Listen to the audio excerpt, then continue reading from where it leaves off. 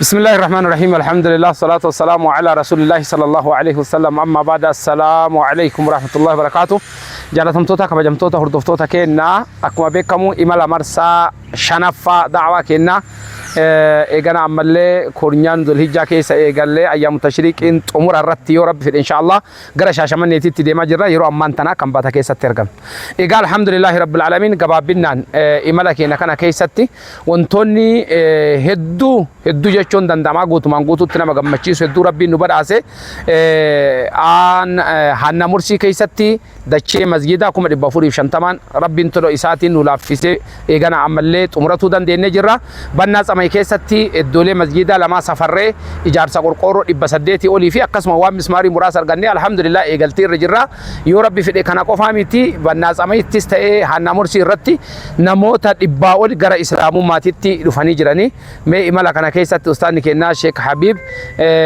أكا ولي غلاتتي maaltu isaan gammachiisallee yaada maal eegana ammallee cuunfaa imala kana keessa nu dabarsanii gama isaaniitti inshallah isin dabarsaa jechuudha. Ayyo ustaad. بسم الله الرحمن الرحيم الحمد لله رب العالمين والصلاة والسلام على الصادق الأمين أما بعد أبوليين تينيا هدو إمالكنا كيستي وانتي نما قمتشيسو في بوأق أبي السجر أميلا اللمو حواسن دين هنقبتن اتنسينين إسلامم اتسينوني دلقا قدا قمتشيساتو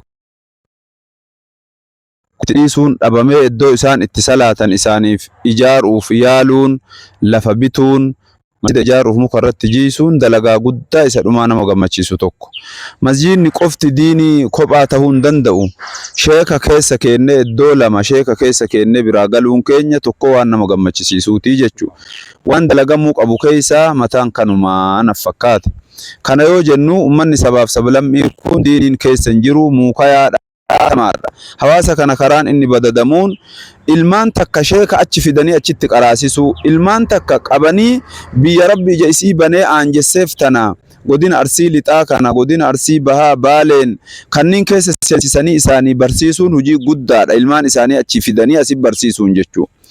Namoota abbaa gadaa tahan paastera tahan hojjetaa mootummaa tahan achi fidanii leenjii asitti isaanii kennuun hojii guddaa ulfaataa isa dhumaa tokko tahee argama.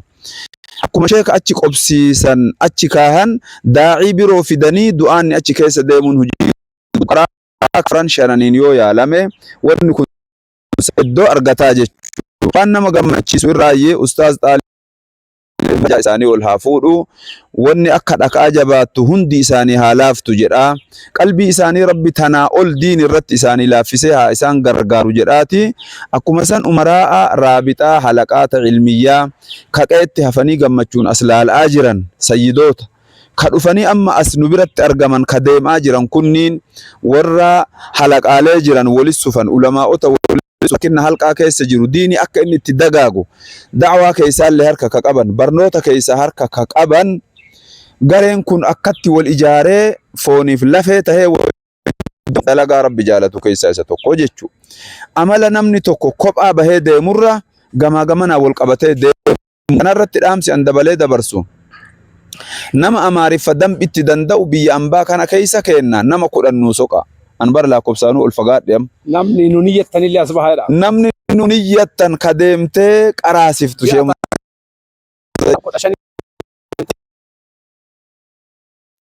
Tindeebisu rabbi darajaa sitti kenna namni afaan amaariffaa beeytan ka da'waa dandeessan nama islaamessuu dandeessan kootu asbahi mindaa gaariin qacaramtee deemtee hojjeta mindaa rabbi biraa fudha ka jettu tola ooltummaan ka barsiiftu asbahi sababaay'ee haddiin qabne jira ka islaama ijaan argeen beeyne ka yoo ati salaatte yoo muka baadhatee jiraate muka lafa kaahuu uf dagatu jechuudha.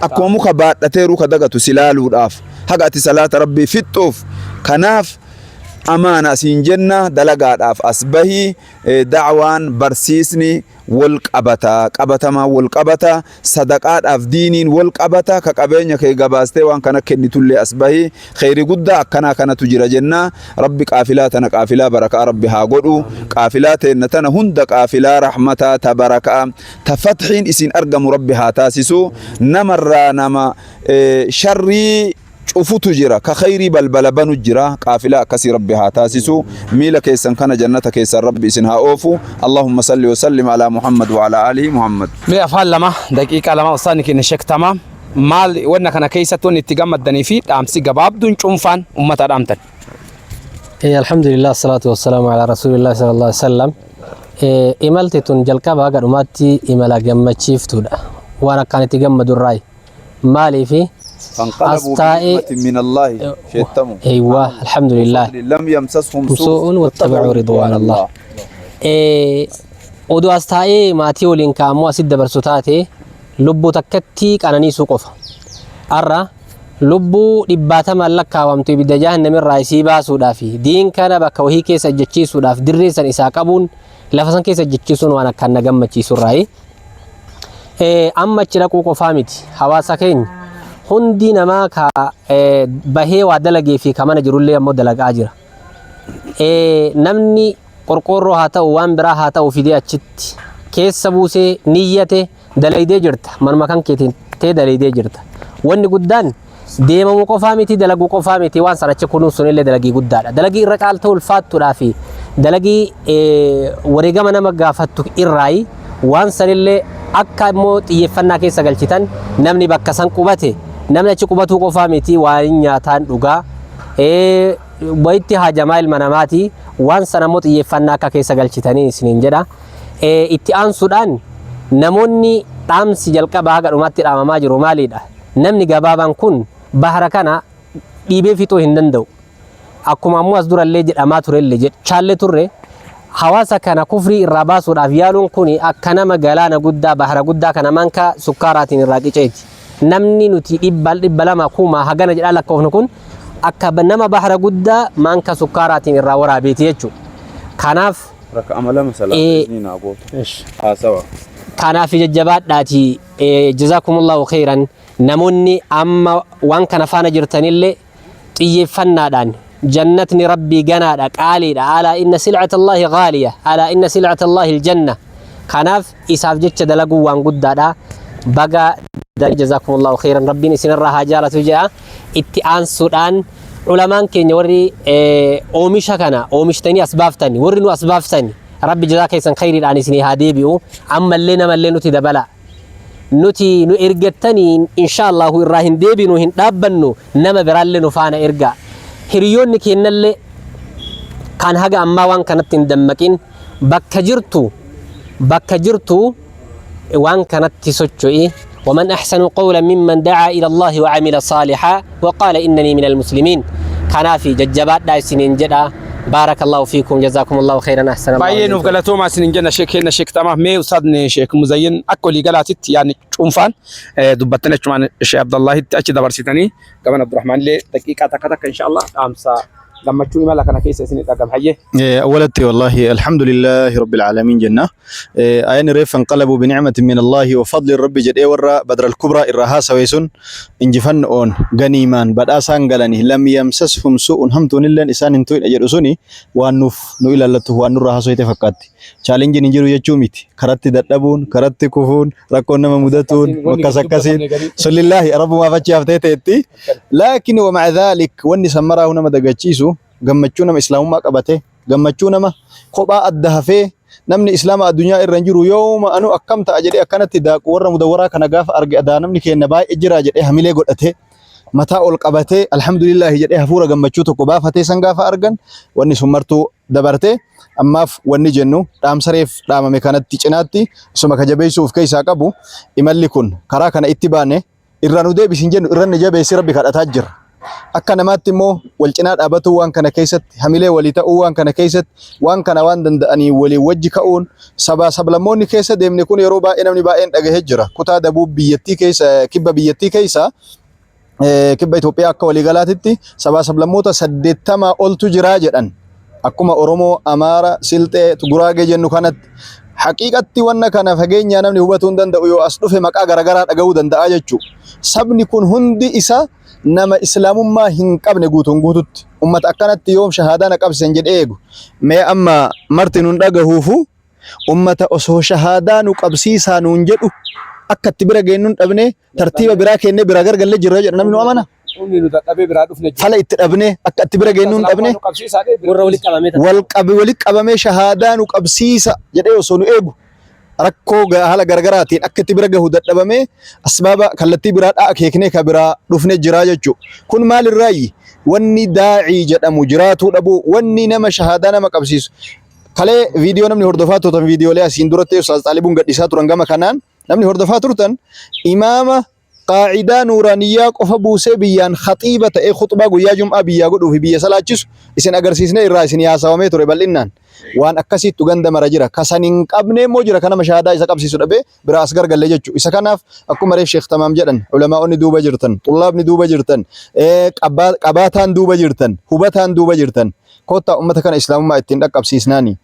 Da'waan nabiyyoota awwalarraa haga aakhiraatti masjiduma keessatti ka islaama qofa irratti xiyyeeffatu osoo hin taane gara islaamummaatti as nama fidudha. Mee daa'ima kana cinaa kootitti argaa jirtan daa'ima bareedaa kana umriin isaa waggaa 16 yoo isin hin jedhin amantan 16 hin dabarre guutumaan guututti. Daa'imni kun Ramadaana dabre du'aatota biyyoota garagaraatitti akka dhaabbata raabixaatitti bobbaafaman keessaa tokko yoo ta'u daa'imni kun Ramadaana qofa nama naannoo 100 shahaadaa qabsiisee deebi'e. Amma bakka inni deebi'aa jiru nu biraa miti. Nu bakka biraatti isa qajeelchineet nu gara biraa deemne. Kophaa daa'imni xiqqaan kun xullaabaaf hin jedhadha. Warri da'waa magaalaa keessatti akka gaariin namaa deema. Asfaaltii irratti akka gaariin namaa deema. Bakka san qofa irratti xiyyeeffatan. Daa'imni xiqqaan kun kophaa isaa deemeet masjida lama akka inni ijaaramu sababaa taasiseet bakka takkatti yoo nu dawwalluuf bakka ofii jirrurraa bakka takka salaachisee ciida bakka lammaffaa salaachisuuf deema. Sadaffaan naaf hin mijjanne sababa rakkoo nageenyaatiif nuun jechaa ture. Daa'imni kun umrii 16tti hujii kana yoo hojjetu isin du'aatni xullaabni warroonni akka gaaritti isa caalaa waa hubattan jennee tilmaamnu maaltu isinirraa eegama ka jedhu gaafii ta'uu qaba. Walumaa galatti aakhiril kalima guutuun nama islaamaa isin dubartoonni isin dhiirri isin sheekni isin beekaan isin ilmi islaamaa kamuu maaliidhaan waan kana keessatti hirmaadhu ilma namaa kana galaana dukkanaa jala gara galaana islaamummaatti dukkana kana jala gara ifaatti akkamitti baasnaa ka jedhu mee waliin mari'adhaa. Mee namoota kanniin qunnama faana bu'aame uffata qabdaniin daakuu qabdaniin qur'aana qabdaniin qaacidaa nuuraaniyyaa mushafa kana maraanuu wal cinaa dhaabbatuun asii achi walitti hidhatuun khayrii tana gaara duubaan baasuun dirqama keenya. Faranjiitu biyya lixaatii dhufee ummata kana kafarsiisu jira. Faranjiin galaana qaxxaamuree fooqii dheeraa isaa dhiiseetiniin asitti miskinee daaraa ta'e daaraa keessa ummata kana harka kafarsiisu jira. Sheekh Muzayyal bakka amma inni ganda inni keessaa dhufe kana nama umrii isii guutuu achi dabarsite faranjii irraa dhuftee ganda san turee dhufaa jira inni.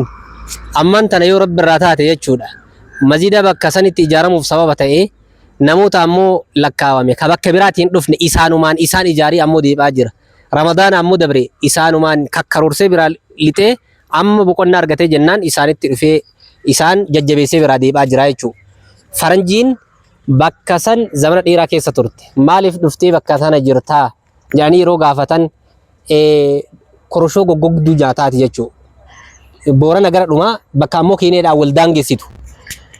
Baatii tokko guutuu baatii keessatti yeroo takka yeroo lama neetworkii ka argate daa'imni kun. Yeroo takka yeroo lama neetworkii ka argatee bilbila wal qunnamneen jechuudha. Kanaaf neetworkiin illee keessaa bahamuu qaba. Asfaaltiin irraa bu'amuu qaba. Seefti lallachuu illee irraa bu'amuu qaba. Yoo ka rabbi ka jannataan dalagamu jannataaf ka dalagamu yoo taate jechuudha. Kasi wallahi mee inshallah daa'imni bareedaan kun dhaabsa isinii haa dabarsu maal jedha laata asuma irratti gabaabsaan. Assalaamu alaykum wa rahmatullah. Bismillah alhamdulillah salatu wassalamu ala rasulillahi sallallahu alaihi wasallam. Inshallah yaanni baay'een dabaree jira. Inshallah wanni an dabarsuu barbaadu waa'ee dhimma sheekaa irratti waa'ee dhimma sheekolee biyya keenya jirtu irra haasa'uu barbaada. Sheenni biyya keenyatti baay'atee jira. Gara ammoo biyya islaamummaan hin dhaqqabiin kanatti bakka guyyaa iidaadhaa bakka hedduu wallahi billahi bakka iidaa bootaa meeqaa nu gaafatanii sababbaa haalli nu mijaa'u dideedhaaf dhiifne jecha wallahi bakka sadii jechuun bootaa kiiloomeetira 24 fagaaturraa walitti qabaa turre bakka sadii kana jechuudha. Wallahi walumaa galatti wanni ani isiniin jechuu barbaadu biyya kanaaf yaaddahaa biyya kanaaf nama walirratti hin dhiisina akkasii yaaddaa isiniin jedha asuma isinirraa dhaba. Alhamdulillah akkuma ammallee dubbatamee dabarfametti qabsoon kun qabsoo ajaa'ibaati. qabsooni halkaniif guyyaa itti fufaa jira. Garuu eentu qabsaa haraa eentu qabsaa hin jirre warri manatti hafee ammallee sooshaal miidiyaan ani waan kana hordofaa jirullee sammuudhaan illee yoo taate yoo qabeenyaan illee taate humnaan illee baanaan sochii waan kanaa gochuu qaban. Warri dammoo deemeetiin bakka amma uummanni dhaamsi diinii isaan hin gahin kana gahanii deeban kanatti waa baay'eetu jira. Namni gaafa imala baheetiin jedhe imalli salphaa miti. Qabsoon illee qabsoo qabsaa'aa illee qabsaa'aa akkuma qabsaayetti itti fufa. Kanaafuu halkanii guyyaa sa'aatii 24 warri ammallee hidhatee bahe kuni galma gahuudhaaf ammallee inuu deema ammallee diinii hin dhaabbatu ittuma fufaa. Warri manatti haftanillee kaafeellee baheeti qabsoo kan akka bakkaan gahaniif dhaamsa isinii dabarsaa. Gabaabinnumaan kanuma isinii dabarsanillee. Galatooma jazakumullahu khairan. Qabsoota lafaara akka jiraattan dhaamsa dhumaa akkuma isinii dhaamamaa ture hordofaa firiin lafa buufattan isinii biqilti. Wama takka firiin wanni isin lafa buuftan isinii biqilaa jajjabaadhaatti dalagadhaa jannataan argattanii karaa jannataatii isiniin jedhaa. Wassalaamu alaikum warahmatullahi wabarakatuh.